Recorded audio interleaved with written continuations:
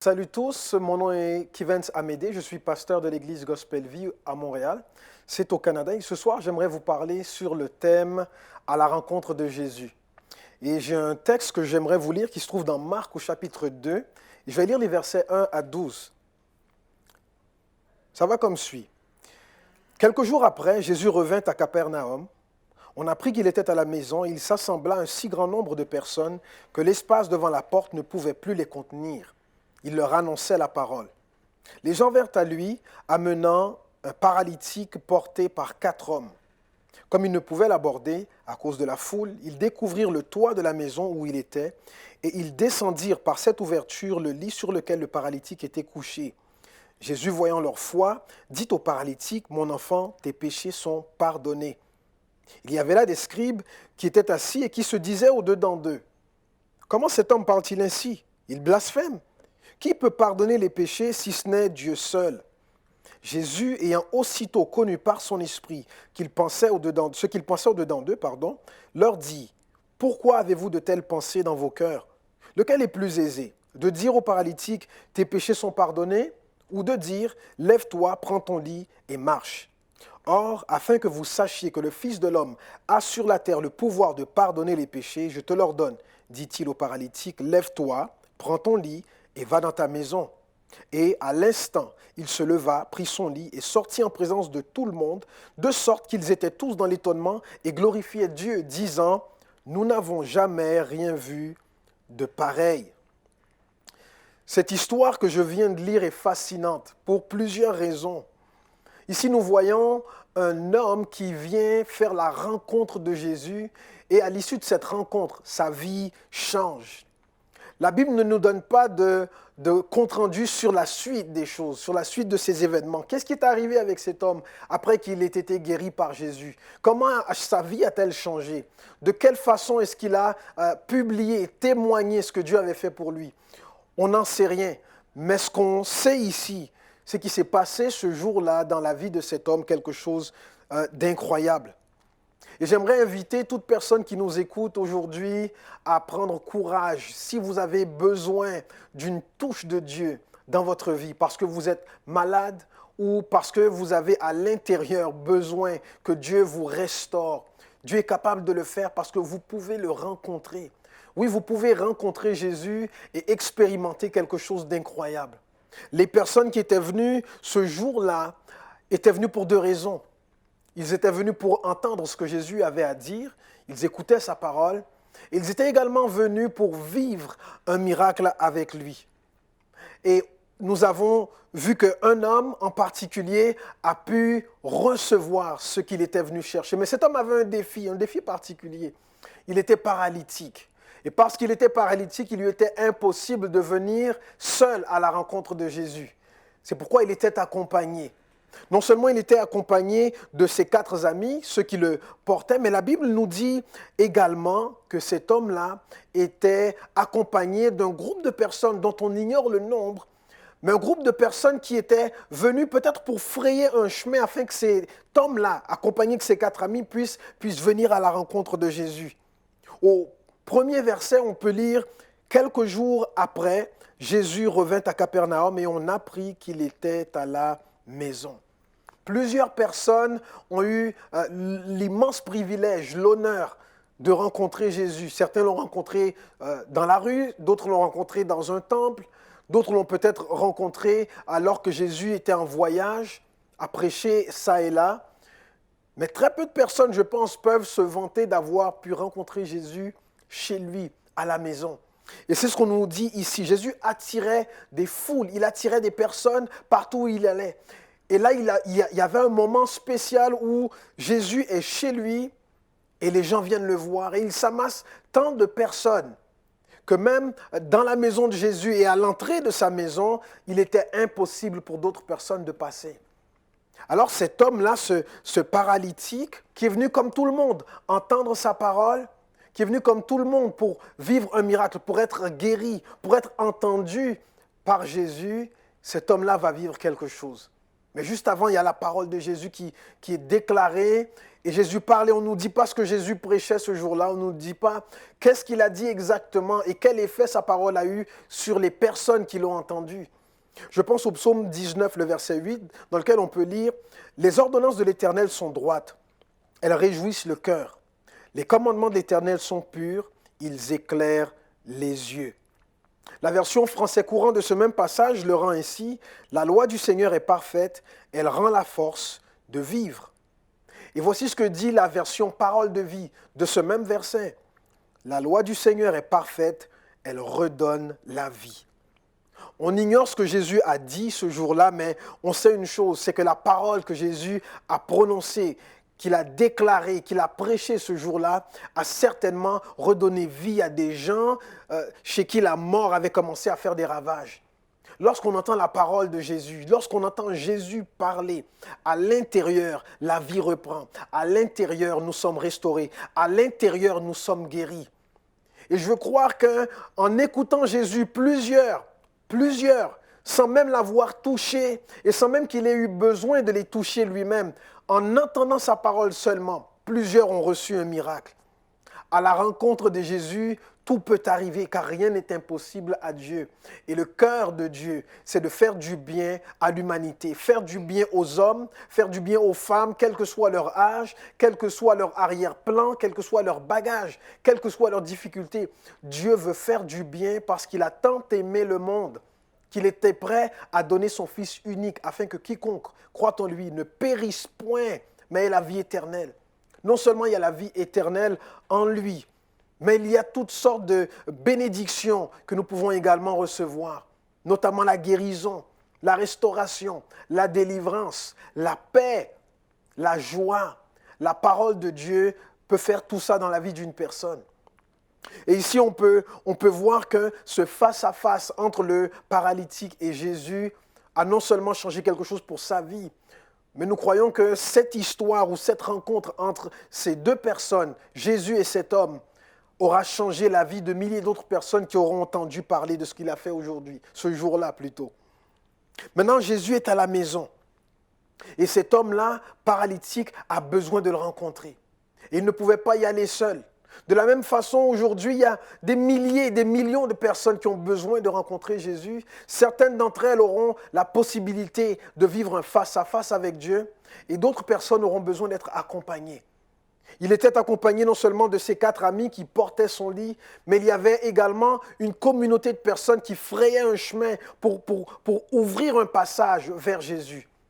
Parfois, nous pouvons rencontrer Jésus seul et parfois nous avons besoin d'être accompagnés pour rencontrer Jésus.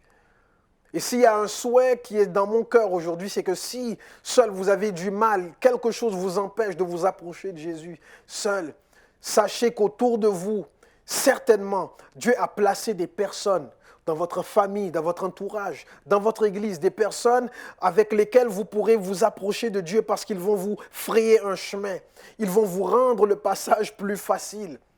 Si on a du mal à nous approcher de Dieu, d'autres personnes peuvent prier pour nous, peuvent nous porter dans la prière, peuvent nous accompagner, pas seulement à l'église, mais partout où Dieu est prêt à vous rencontrer.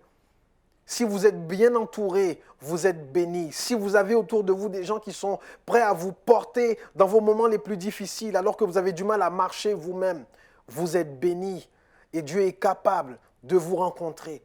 Et Dieu est capable d'utiliser les gens autour de vous pour vous organiser, pour vous orchestrer un rendez-vous divin, comme cet homme-là a pu le vivre. Et au moment où ces hommes qui portaient le paralytique sont arrivés devant la maison, bien que le groupe de personnes ayant frayé un chemin leur ont facilité l'accès, mais c'était toujours impossible parce qu'il y avait trop de personnes à l'entrée de la porte. Alors ils ont eu une idée qui, à mon avis, est impensable, une idée audacieuse. Ils ont arraché le toit de la maison pour permettre à cet homme paralytique de passer par l'ouverture et d'enfin rencontrer Jésus. Le toit ici constituait un obstacle pour eux. Qui se permettrait d'arracher le toit d'une maison qui ne leur appartient même pas? Des gens qui sont déterminés. Des gens qui sont déterminés à rencontrer Jésus et à vivre un miracle avec lui. Ces hommes ont arraché le toit, ils n'ont pas hésité et ils ont fait passer leur ami. Et Jésus, la Bible nous dit, voyant leur foi, Jésus dit à cet homme, mon enfant, tes péchés te sont pardonnés. Quelle merveille, quelle parole encourageante. Non seulement il était venu pour recevoir une guérison, mais il a reçu beaucoup plus que ce qu'il était venu chercher. Il a reçu le pardon de ses péchés. Parfois, nous demandons une chose à Dieu et il nous en donne beaucoup plus que ce qu'on a demandé. La Bible nous dit que Dieu peut faire infiniment au-delà de ce que nous demandons ou même pensons. Et cet homme-là a expérimenté précisément cela. Il était prêt à tout. Il était prêt à tout pour rencontrer Jésus. Jésus a vu sa foi. Jésus a vu sa détermination. Et il lui a pardonné ses péchés. Il lui a donné bien plus que ce dont il avait besoin. Il avait besoin d'être guéri, mais Jésus voyait un autre besoin spirituel.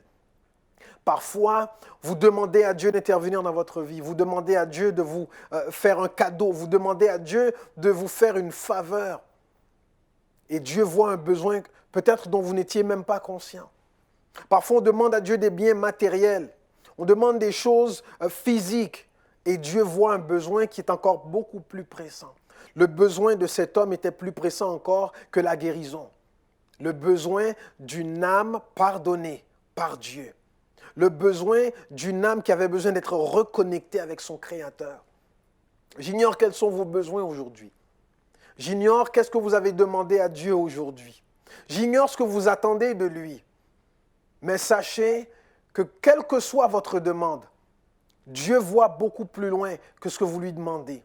Dieu voit beaucoup plus loin parce que Dieu connaît non seulement votre passé, il connaît votre présent, il connaît également votre avenir et il connaît votre destinée. Et Dieu va vouloir exaucer des prières que vous n'aurez même pas formulées. Peut-être que quelqu'un aura prié pour vous. Ou peut-être que votre âme soupire des besoins, des désirs que votre intelligence n'a pas encore saisis.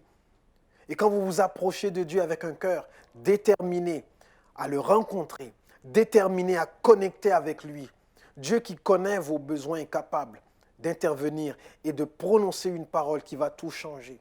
Pas seulement votre situation, mais l'état de votre âme. Parce que Dieu se soucie de votre âme. Mon fils, tes péchés sont pardonnés. Et en entendant ces paroles, la Bible nous dit que les pharisiens ou les scribes étaient offusqués d'entendre cela.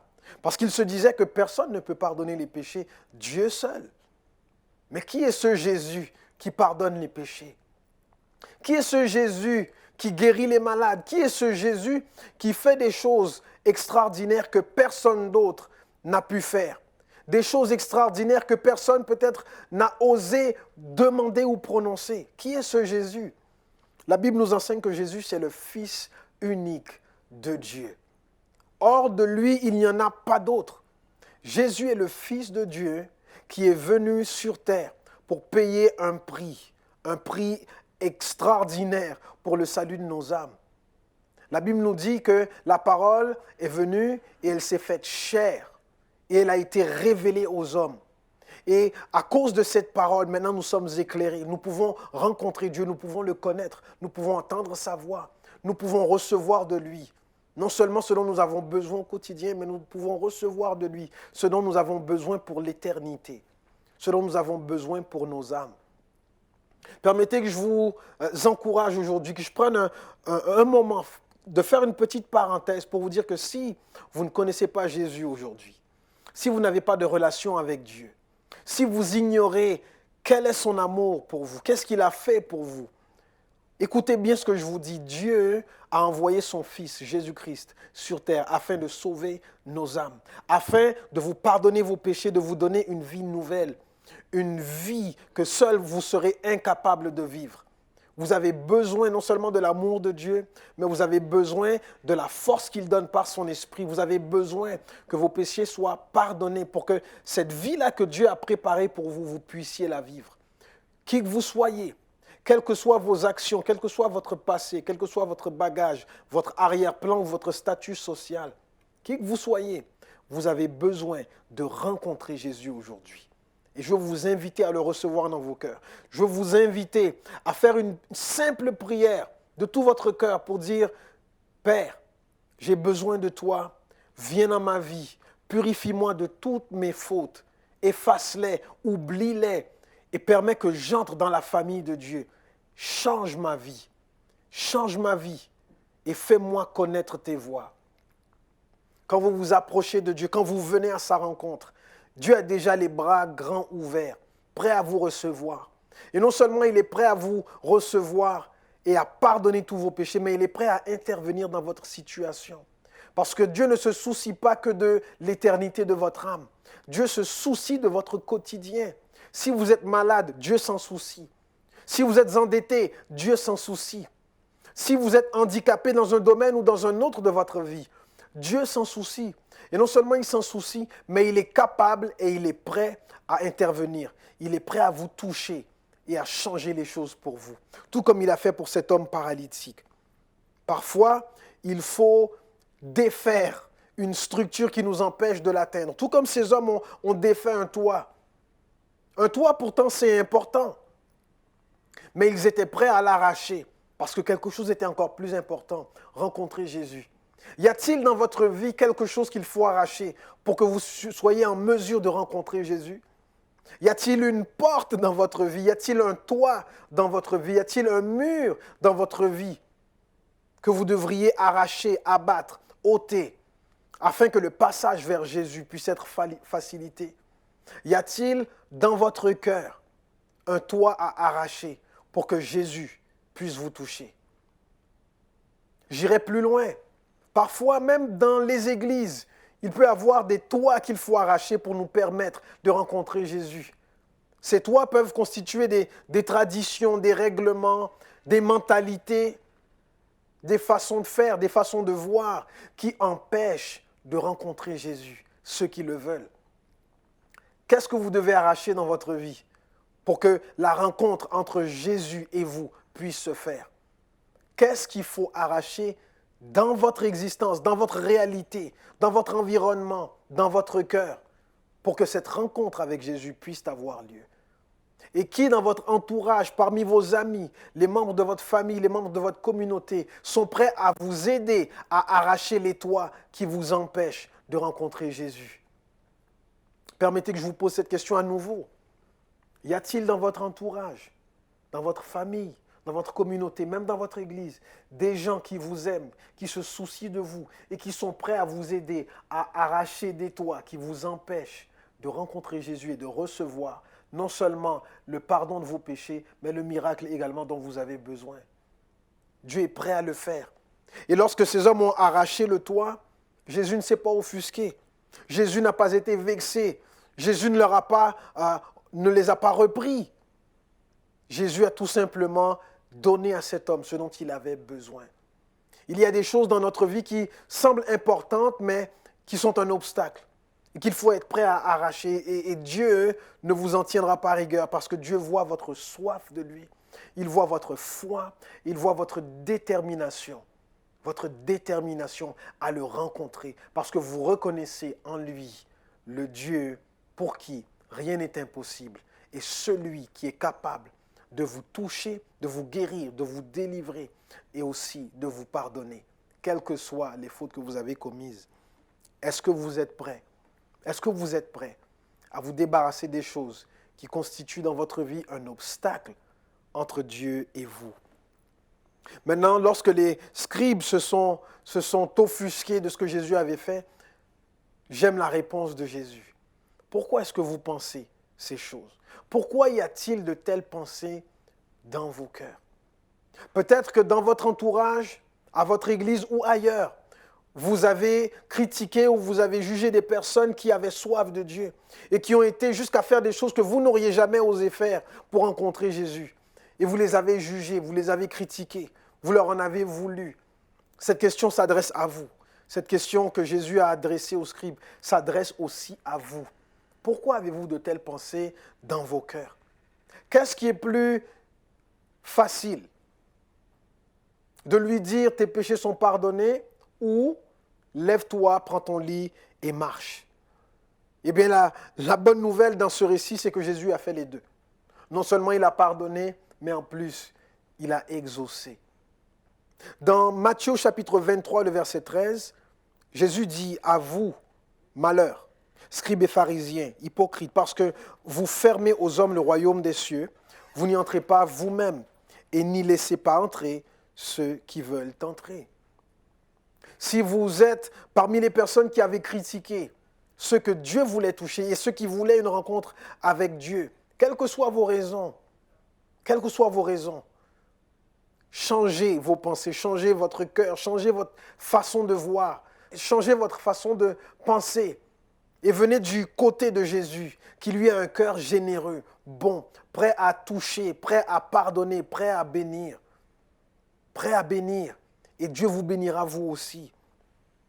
La Bible nous dit également dans Ésaïe chapitre 59, le verset 1 et 2, « Pensez-vous que le Seigneur n'ait pas le bras assez long pour vous sauver, ou qu'il ait l'oreille trop dure pour vous entendre? En réalité, ce sont vos torts qui dressent une barrière entre vous et votre Dieu. Ce sont vos propres fautes qui le poussent à tourner la tête pour ne pas vous écouter. » En pardonnant les péchés de cet homme, Jésus venait d'ôter aussi un obstacle à sa guérison. Parfois, nos péchés nous empêchent de recevoir de Dieu ce dont nous avons besoin. Parfois, nos péchés nous empêchent d'accéder à Dieu.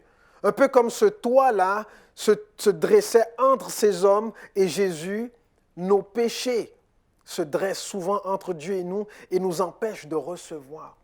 C'est pourquoi la première chose que nous pouvons demander à Dieu, avant même de lui demander une guérison, une délivrance ou un bien quelconque, c'est de lui demander pardon si nous avons péché, de lui demander pardon si notre conscience nous accuse, c'est de lui demander pardon si nous avons conscience que nous avons vécu d'une façon qui a déplu à Dieu, si nous avons dit ou fait des choses qui auraient pu offenser Dieu. Et une fois le pardon accordé, l'obstacle spirituel entre votre besoin et la main de Dieu est ôté. Troisièmement, dans Jacques au chapitre 1, le verset 5 et 8, on peut dire, « Si l'un de vous manque de sagesse, qu'il la demande à Dieu, qui lui donnera. Car Dieu donne à tous généreusement et avec bienveillance. » Je continue le verset 6 jusqu'à 8 qui dit, « Mais il faut qu'il demande avec foi, sans douter. Car celui qui doute est semblable à une vague de la mer que le vent souffle et pousse d'un côté et de l'autre. Un tel homme ne doit pas s'imaginer qu'il recevra quelque chose du Seigneur, car il est indécis et incertain dans tout ce qu'il entreprend. » Un autre obstacle pour la guérison, un autre obstacle pour l'exaucement de nos prières, c'est l'incrédulité. Si nous demandons à Dieu, il va nous aider. Si nous manquons de foi, si nous manquons de sagesse, si nous manquons d'une chose qui va nous permettre de nous rapprocher de lui, d'aller à sa rencontre, il nous suffit de demander à Dieu, mais il faut être déterminé. Parce que la parole ici dit, car il est indécis et incertain dans tout ce qu'il entreprend, qu'il ne s'imagine pas qu'il recevra quelque chose du Seigneur. Vous devez être décidé, vous devez être déterminé à venir à la rencontre de Dieu pour non seulement entendre ce qu'il a à vous dire, mais pour également formuler votre demande, formuler votre requête. Soyez déterminés. Ne laissez personne ni aucun obstacle vous empêcher de venir à la rencontre de Dieu pour être pardonné de vos péchés et pour recevoir ce dont vous avez besoin, car il est bon, généreux et il donne. Il donne. Jésus est celui qui donne à ceux qui ont besoin. Il est bon. Et plus tard dans le texte, à partir du verset 10, on peut encore lire « Or, afin que vous sachiez que le Fils de l'homme a sur la terre le pouvoir de pardonner les péchés, je te l'ordonne, dit-il au paralytique, lève-toi, prends ton lit et va dans ta maison. » Voici ce que j'aime dans cette partie du texte.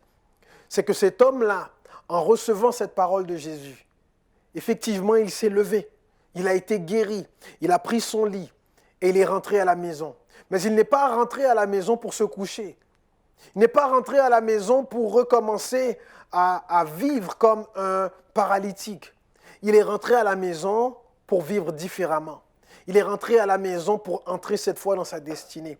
Il est rentré à la maison cette fois pour changer la façon dont il vivait.